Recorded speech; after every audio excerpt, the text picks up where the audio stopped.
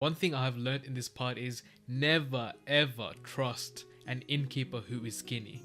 Never, just don't do that. As always, a big spoiler warning if you still have not started The Eye of the World.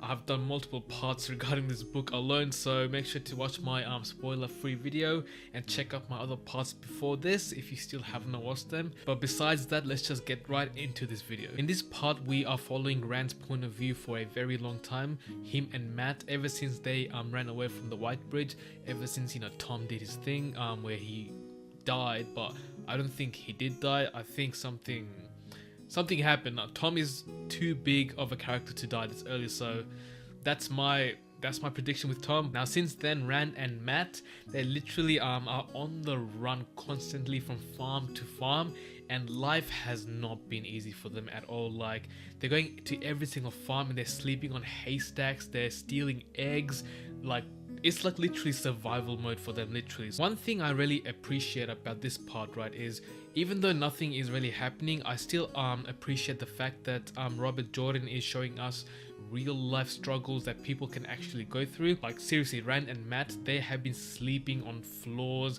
haystacks, farms, like not even getting a bed, and it's real stuff. Like he even goes in detail as to them waking up like feeling itchy because they haven't had a shower and sleeping in drenched clothes. Like it's crazy how rough their life has been since White Bridge itself. So I appreciate Robert Jordan for showing us this part, you know, real life issues that actually happens in our world today. And Robert Jordan has shown us this through Rand and Matt constantly running away from danger. And like I said, this is real stuff. Like if you actually take your time to understand this theme, like good job, Mr. Jordan. Like I respect that, man. One part that I actually find quite funny is I remember in the last part, right, when Perrin was with the Tinkers and there was like a bunch of girls dancing around the fire, and then they were like giving Perrin a wink, and he was like, I wish Rand was here at this moment because he is good with girls. And here, every single time a girl is smiling or what's it called, giving random looks, Rand was like, damn, I wish Perrin was here right now. Like he would know what to do. Like Rand always thinks to himself, oh man, I wish Perrin was here. I mean, he would know what to do. But oh man, I found that great. Now back to the story. Rand and Matt literally had enough of sleeping rough, living the rough life, you know what I mean? So they decided to use their gleeman skills that Tom had taught them to play at inns, to get money and to get free food and to get a free bed to sleep in. So they had been doing this for a while until they got to Four Kings. It's a location just before Caemlyn, their destination.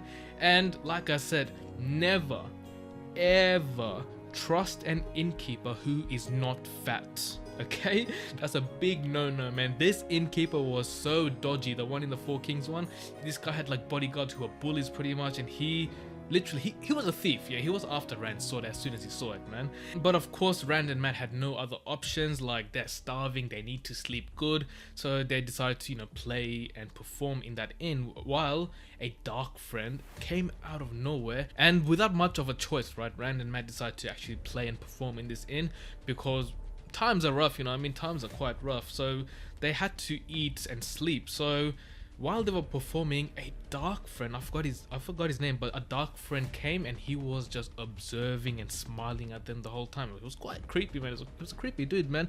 So pretty much here in Four Kings, Rand and Matt had to deal with thieves and a dark friend, which was kind of crazy, especially when the innkeeper led them to their rooms, which was in the basement somewhere. It was like dark, it was like isolated, you could not get out, there was no escape route, so they were stuck in there. And then the dark friend came in and he's like, hey man, open the door, sell your soul to the dark one, and we good, man. If you don't, you dead. I mean, you're dead otherwise, but you dead, you know what I mean? That's what he said. So Rand and Matt, they tried to escape through the window, but it was quite impossible, you know what I mean?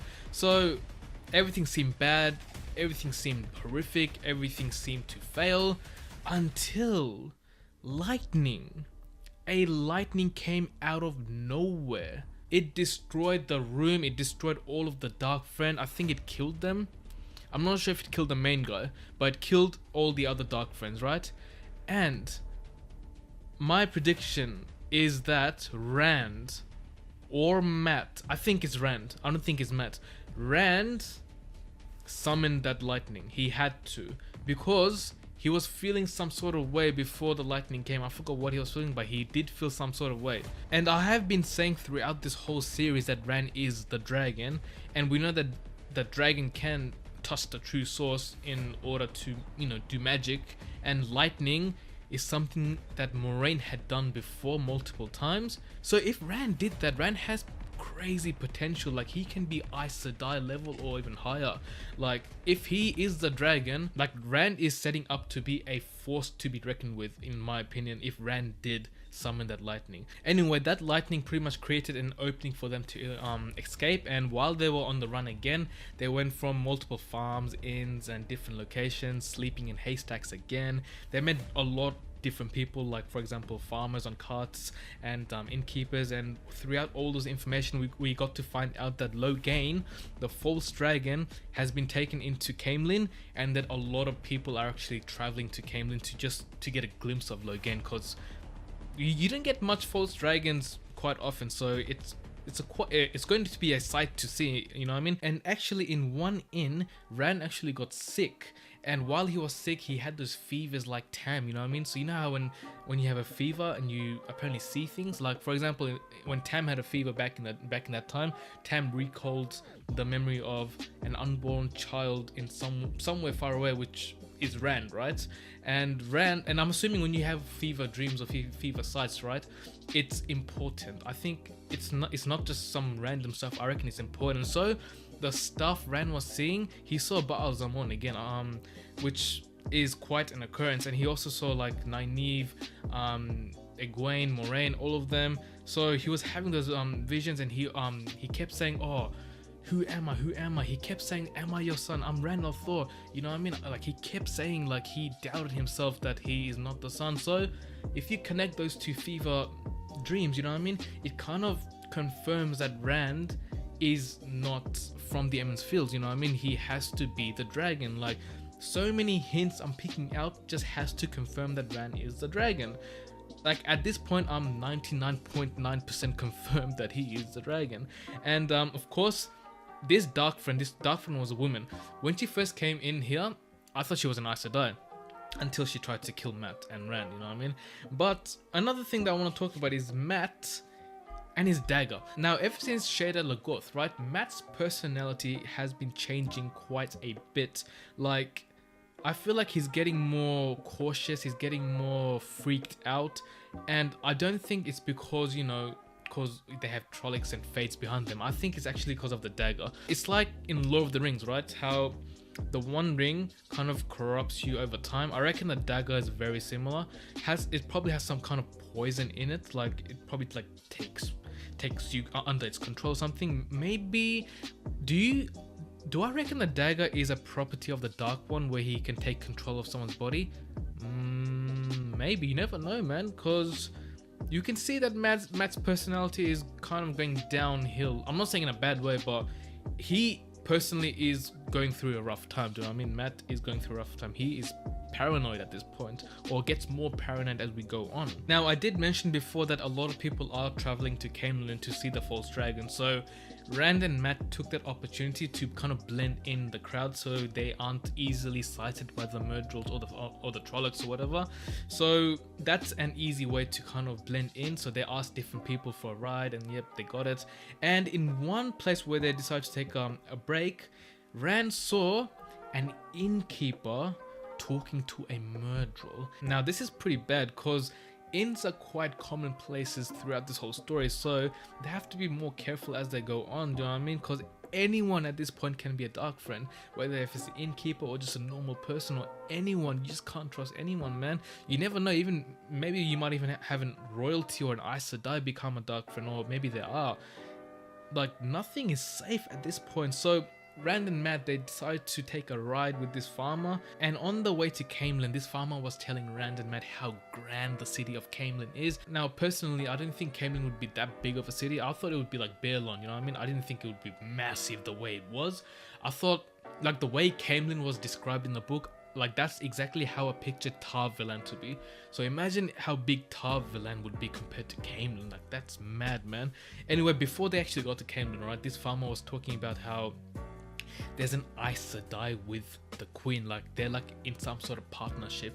Now this Aes Sedai's name is Elaida, and Elaida apparently not many people like. So like even the people who is Queen's men or Queen's people, they do not like that the fact that the Queen Morgase is in connection with Elaida. Farmer also briefly mentioned how the Queen's kids, Gowen and Elyane. Hey man, new characters, new problems, man. That's how it is at this point. Once they finally reached Tar Valon, Rand decided to do something about his sword because the Heron Mark sword has been creating a lot of problems so far. Plus, I forgot to mention the murderer even told the innkeeper in specific that one of the boys has a Heron Mark sword and that apparently he stole it from him or something like that. But obviously it's a lie, but that's the murderer's way of kind of spotting them. Also, any dark friend that sees a boy with a Heron Mark sword, that's it, they died for them. So Rand decided to cover his sword with like a red, with a red cover. And in Caemlyn, there's two colors. So it goes by white and red, and I think the more white you kind of cover yourself, the more you support the white cloaks, and then the more red you kind of use, the more you support the queen. So that's a way to identify who you kind of support, I think. And also most people are supporting the white cloaks, I think mostly because of the fear, because the white cloaks, if they see you support the queen, then you know you're gonna have a hard time, you know what I mean? So that's why most people just straight away go with white. But Rand, without even knowing anything, he just decided to, you know, let me just choose the red ones because why not, you know what I mean? I think maybe because it was cheap, I'm not sure. Then they went to the Queen's Blessing, and in that Tom specifically told them to go to once they reach Caemlyn. And the innkeeper here is not skinny, so we are safe for the time being, right? And once Rand told the innkeeper that Tom Merrilin had sent us here, the innkeeper was like, hey yo, have you guys been messing up with some Aes Sedai? And then we get the revelation that Tom was actually a part of the city's court system, and apparently he pissed off the Aes Sedai in this town called Elaida, and Elaida hates Tom.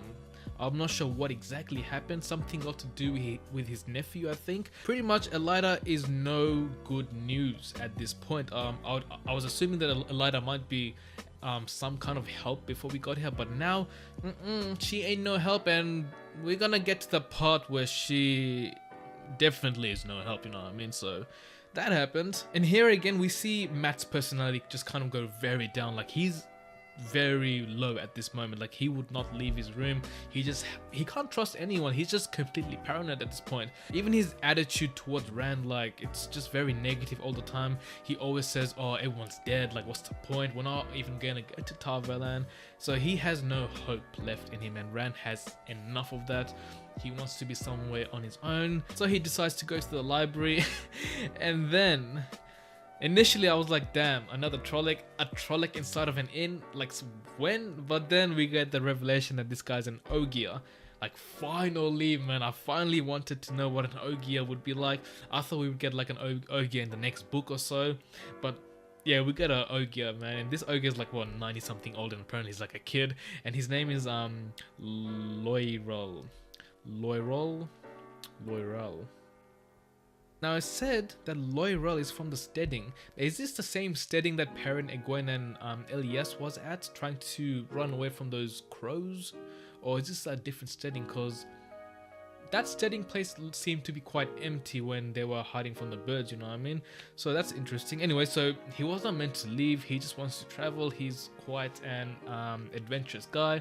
So he was like, you know what, let me just go travel. And everyone just kind of is scared of him because they're just not used to an Ogier, you know what I mean? So everyone just thinks he's a Trolloc, and that's kind of bad news for him. So this innkeeper seemed to be nice. He was like, hey man, you can stay in my library where no one's gonna bother you. So, and then Rand came, so that's cool. And then Rand and Ogier seemed to have a pretty good connection, you know what I mean? They had a decent conversation. And Loyrel, he was talking about the Wheel of Time, the web, the pattern. So for example, everything has a thread, right? Humans don't have a big thread because they don't live that long, do you know what I mean?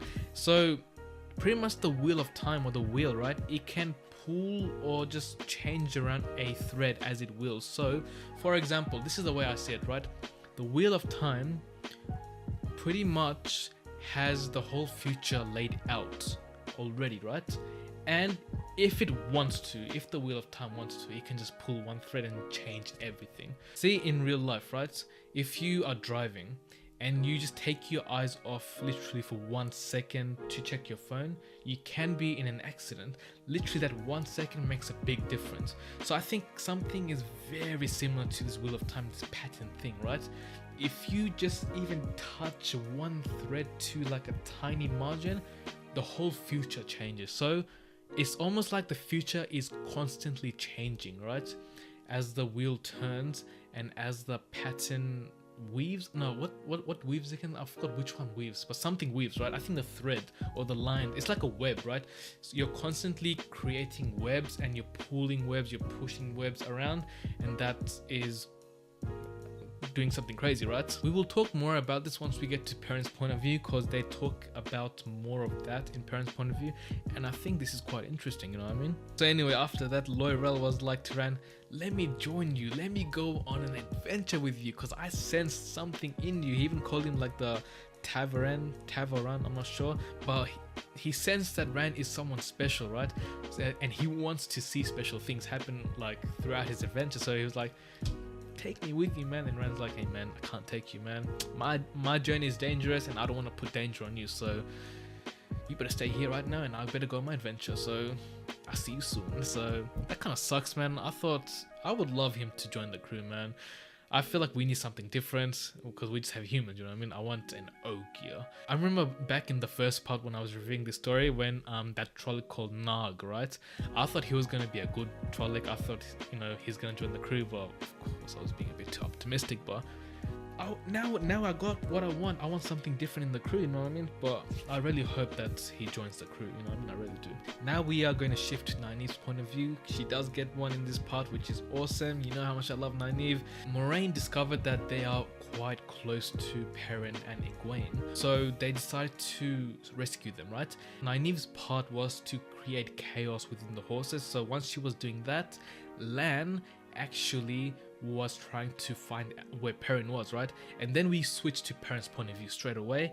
Perrin and Egwene were tied back to back together, and then this Burnhold guy came in again. He was kicking Perrin. Apparently he was kicking him constantly throughout this whole time, man. And Burnhold was also flexing with this guy's axe. Like, he was like, hey man, this is my axe, no, it's not your axe anymore. You don't deserve it, man. You're a farm boy, you're a shepherd, man. You don't deserve no axe.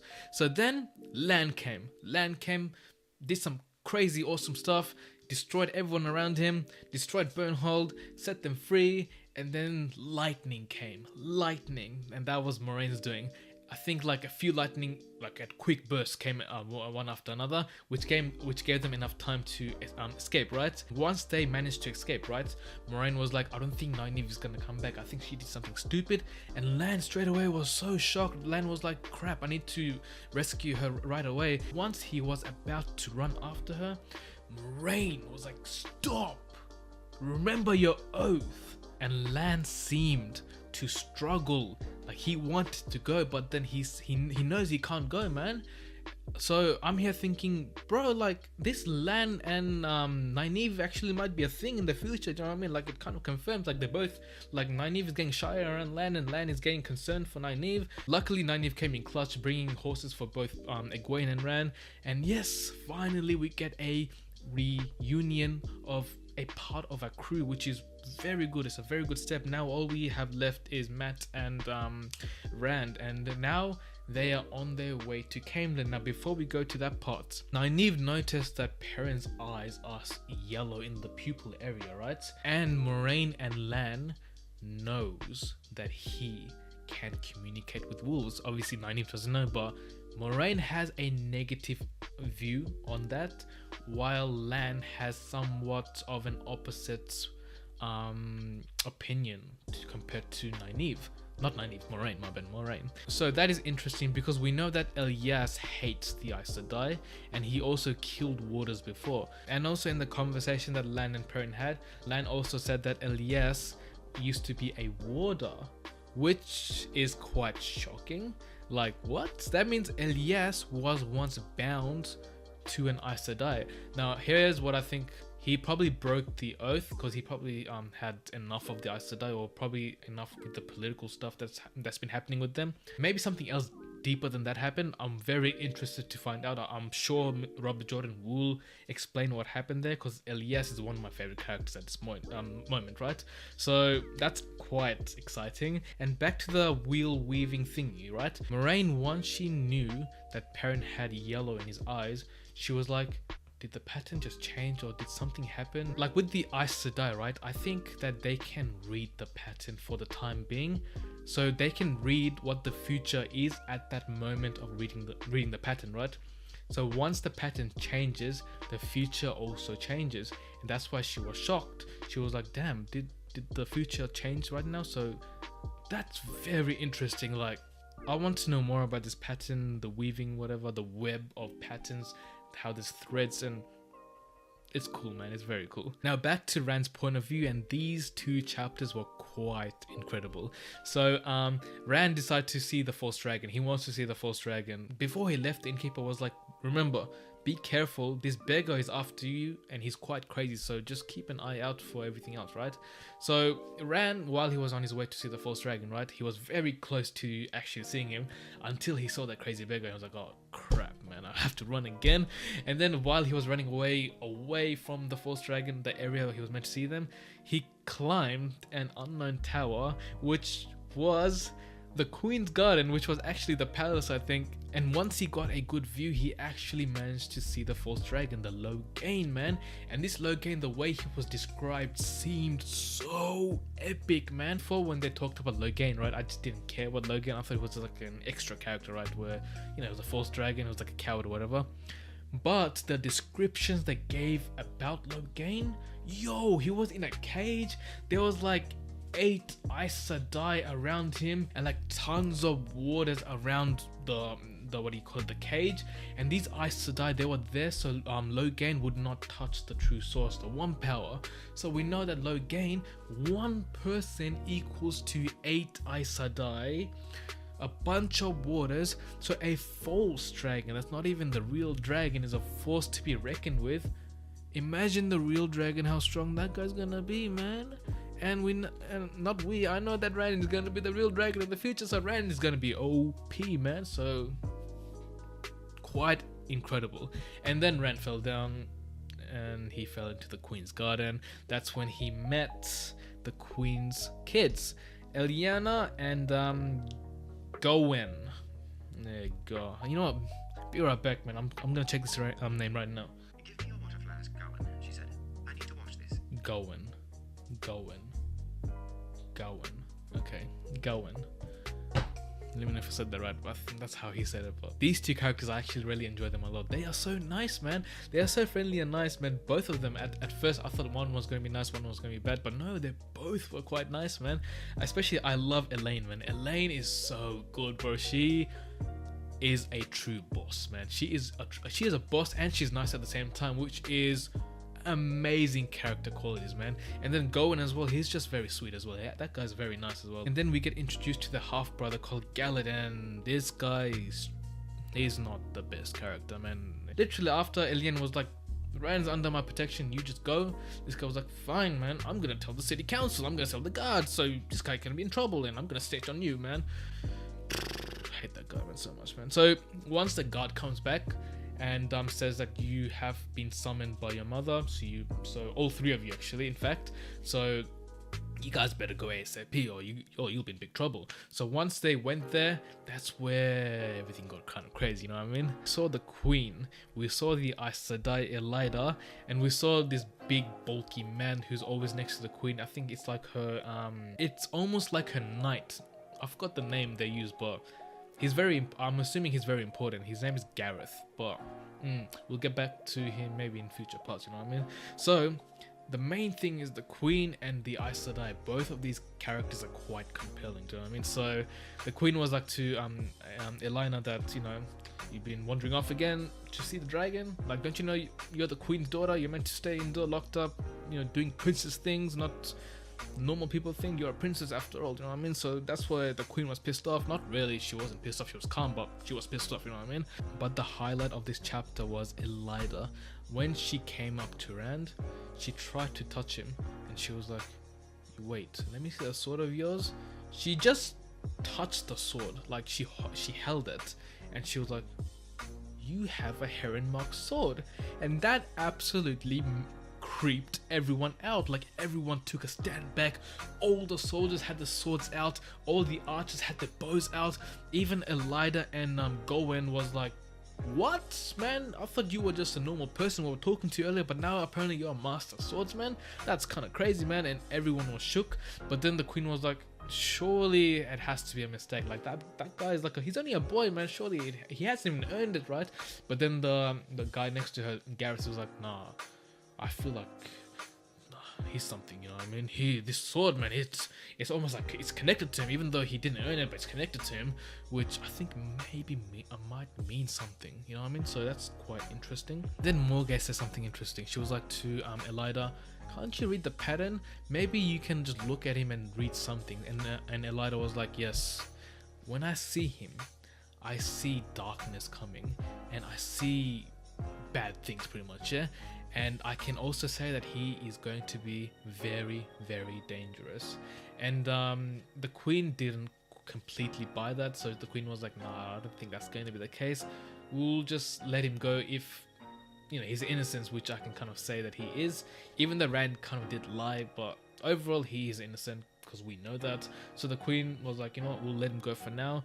And Elaida was like, no, let's keep him so I can experiment on this guy. Not really experiments, so I can hopefully see more foretelling of the pattern, you know what I mean? Because apparently, because she's an Aes Sedai, right? And we can safely say that the Aes Sedai can read the pattern, just like Moraine, how she always talks about the pattern and stuff like that. So, but this Aes Sedai is completely different to Moraine. Moraine can be scary at times, but this Aes Sedai is scary all the time, man. Like, when Rand was leaving, he can feel that her eyes are on her back so sharply. Like, it's almost like that Elaida wants to hunt down Rand. So that's quite creepy, man. That's weird. And one more thing I want to mention, right? When Elaida was studying Rand, she was like, the folks from the Two Rivers, they are not like you. They are more darker in skin tone. They are more shorter, and they don't have hair that's red, and they also don't have grey eyes. So that's quite interesting that you're actually from the Two Rivers.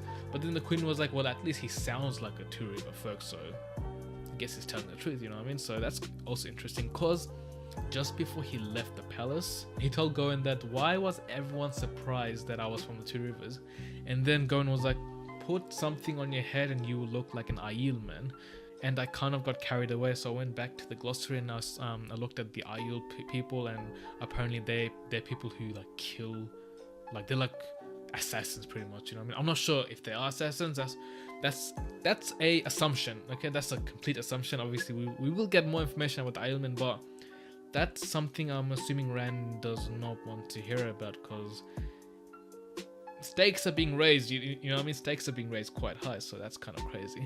And that's literally where I had finished reading for this part, right? So very interesting part. All right, let's move on to the prediction straight away. So first of all, I am quite confident that Rand used the One Power while they were in the Four Kings, you know what I mean? I feel like there was some sort of evidence as well in the chapter, because when the lightning came, Rand was laughing afterwards. Now we know that when men touch Saidin, right, they have to be tainted by the Dark One. In terms of Lu's, Theron's part, he went crazy by killing everyone, right? And Rand, I felt like the laughing part kind of drove him kind of mad. I'm kind of scared for Rand, because truly I believe he is a dragon, and if he is a dragon, he has to obviously toss out true source a few times here and there, you know what I mean? So that means he might do some actions that he probably did not want to do, because he will get tainted by the Dark One quite a few times, you know what I mean? I think something very bad might happen to Rand as well in the future, because what if he uses the One Power and then he gets tainted and then something just takes over him? Because we know that when Lu's Theron, used the one power. I'm not sure if he used it, but we know that he wasn't himself, right? He just forgot everything and he just acted like everything was normal, right? Like his wife was dead and he was like, come, we've got guests, you know what I mean? Come. So what if Rand actually gets to that state as well? Like, what if he kills someone that's in the crew and he just doesn't care? So that might happen. I'm not sure when it will happen, but hopefully it doesn't happen. But hey man, that's kind of worrying, man. That's really worrying. And also Matt, the dagger. With both Rand and Matt, I feel like evil may consume them in the future. Do I mean them two specifically? I think Perrin is fine. Perrin might be safe from the evil side, but Matt and Rand, maybe there's a reason why Robert Jordan kind of made them into a duel, you know what I mean? Maybe he's foreshadowing that these two are heading towards darkness in the future, because the dagger, I think the dagger is doing something to Matt 100%. And with Rand, since he can touch the one power with the lightning, he was laughing afterwards. That's my evidence that he did touch Sidin, because that tainted part made him laugh. So they are somehow going towards a dark path, both Rand and Matt. Rand more so than Matt, because that dagger, we don't have much evidence with that dagger other than it came from Shader Logoth. So I really hope Rand doesn't kill anyone in the crew, because what if Rand just kills Egwene? Ooh, no. You guys always tell me, right? The Eye of the World is pretty much like a book of foreshadowing, right? What if the whole prologue foreshadowed what will happen to Rand, like way down the line? What if Rand kills his future wife? Let's say it's Egwene, like let's assume it's Egwene. What if he kills him, kills his kids? Nah, that's very dark for Rand. Like Rand has a very dark future, but you never know. What if that is the future, but the wheel keeps pulling the threads and changing the future, so Rand can have a better future? Or what if, can the Dark One touch the pattern? Like, can he also weave all the threads and stuff like that? Maybe. I'm not sure, man. This is so annoying. Like, oh my god, so much possibilities. Like this Wheel of Time. Robert Jordan, good job first of all for creating such a complex system. So much possibilities can come out of the system, which is crazy, man. I just don't know where this is going. Like, I actually don't know. But the one thing I can confirm is Rand is heading towards okay, I can't confirm that, but he's the dragon. And if you are the dragon, you have to use the power, right? And that power will come in great cost, because you're touching the Dark One's taintness, you know what I mean? So, well. Oh man, god, I don't know, man. This is too much, man, too much. I feel like when Moraine saw Perrin for the first time, she kind of saw that he was going to be a warder, because I don't know, I think there's a connection between Perrin and Elias, and maybe when she first saw him, she was like, oh, he's going to be a warder. But then as the wheel turned and weaves and changed the future, she saw him again and she was like, wait, weren't you meant to be a warder? Now I'm seeing something got to do with wolves and yellow eyes, and I don't like them, man. That's why maybe Moraine was kind of shocked, you know what I mean? So that might be the case, but I'm not sure, man. This part, it just has me guessing so much, man, which is quite impressive. I've heard that a lot of people have trouble with the pacing throughout the middle towards the end, but with me, like, I'm used to slow paced stories. Like, I read One Piece. One Piece is a massive series, and I feel like slower paced storylines leads up to big moments, and for me, I live for big moments, right? So if the pacing is done correctly, even if it's slow, that makes the moment so good, I'm all in for it. Like, I actually enjoy slower paced more than fast paced sometimes. So far, every single part that I've read from 1 to 4 has been quite engaging. Loved it so much. So anyway, thank you so much for watching all my Wheel of Time content. Like, truly it has been amazing. You guys are so great. Like, I appreciate you guys so much, so thank you again. If you enjoyed this video, give me a big like. It helps the videos to do good in YouTube, so make sure to like it. And if you still aren't subscribed yet, subscribe. Might as well join the family, man. It's going to be a long, fun journey. Other than that, I will see you guys next week. Thank you so much for watching. Take care now. Bye.